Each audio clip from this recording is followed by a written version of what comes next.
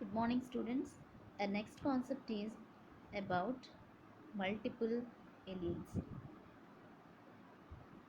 Multiple allele. Already we know what is meant by allele, right? Allele is nothing but two alternative forms of the same gene. Allele, actually, the meaning of allele is nothing but two alternative forms of the same gene. Suppose when the gene always represent a particular characteristic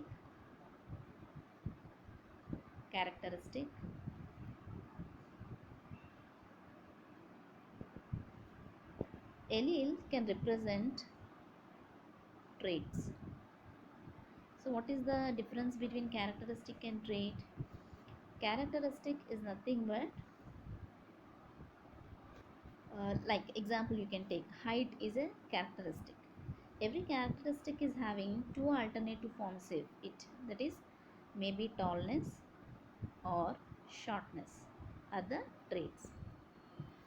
Okay, so the two alternative forms of the same gene is known as allele. Generally all the characteristics or all the genes can express two alternative forms only. Generally they can express two alternative forms only. But coming to multiple allele, a single gene can express three or more than three traits is known as multiple allele. So what is meant by multiple allele? How can you define? It's a gene with three or more than three alleles is known as multiple allele. Okay, best example for this multiple allele is blood groups. Blood groups. Okay, so human blood groups, if you take, you all aware of that our blood groups with like four types of blood groups are exist. They are A, B, AB, O. Okay, A, B, AB, O. Suppose a person with blood group A married to a person with blood group O. Suppose they express blood group O. Can we say that A blood group is dominant over O, or O blood group is dominant over A? It's not sure. Actually, according to monohybrid cross F1 generation, if you see, whatever the characteristic is expressed in the F1 generation, generally we consider that is the dominant characteristic, right or not? So tall pea plants are crossed with short pea plants, right? Then in F1 generation all plants are expressed tallness only, and Mendel concluded tallness is the dominant trait. Because of that tallness is expressed.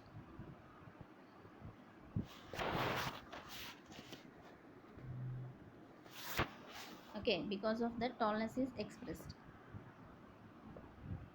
right? But in case of blood groups, you can see blood group A person married to blood group O person, and they expressed O blood group progeny. So with this, can you conclude that blood group O is dominant over blood group A? Not at all. We cannot conclude, because these blood groups are co-dominant in nature. So to understand this, how the blood groups can inherit, first of all the basic concept of the blood groups you need to understand. So what is codominance, you need to understand. So coming to the codominance concept, person who is expressing blood group A, person who is expressing blood group A is having a type of antigens, A type of antigen on their RBC. Suppose these are the RBC, red blood cells. On their RBC, there is an antigens present that is known as A. A antigens are present on them. Okay. Suppose blood group B person Why he is expressing phenotypically, why the person expressing B blood group? Because he is having on his RBC B antigen. Okay. O blood grouped person, if you see, there is no antigen on the RBC. Nothing. No antigen is present on his RBC. Okay, that's why O blood group will express. Okay, coming to AB, on his RBC, both A blood group and B blood group antigens are present. Remember, these are the antigens. Okay, so when both are present, AB blood group person, why he is expressing AB? Because both the antigens are present. How it is possible both the antigens are present on them, on their blood, on their RBC? Any one of the antigen has to be expressed, no? Because any one of the trait will be dominant, others will be recessive.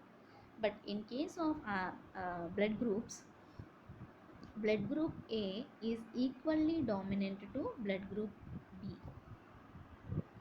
Blood group A is equally dominant to blood group B. So that is known as codominance. Codominance. Okay. And blood group O is recessive over A and B. Means, suppose the person's paired chromosome, one of the person's paired chromosome, one of the chromosome is expressing A blood group, other chromosome is expressing B blood group traits, then phenotypically this person express AB blood group, because blood group A and blood group B are equally dominant over blood group O. Means blood group O is recessive comparatively A and B, at the same time AB. Okay, I hope it's clear to you. And then after that, the genotypic nature of A blood group, B blood group, AB blood group, O blood group, we will see. According to the genotypic nature, how the traits can be inherited to the next generation, we will see. Okay, I hope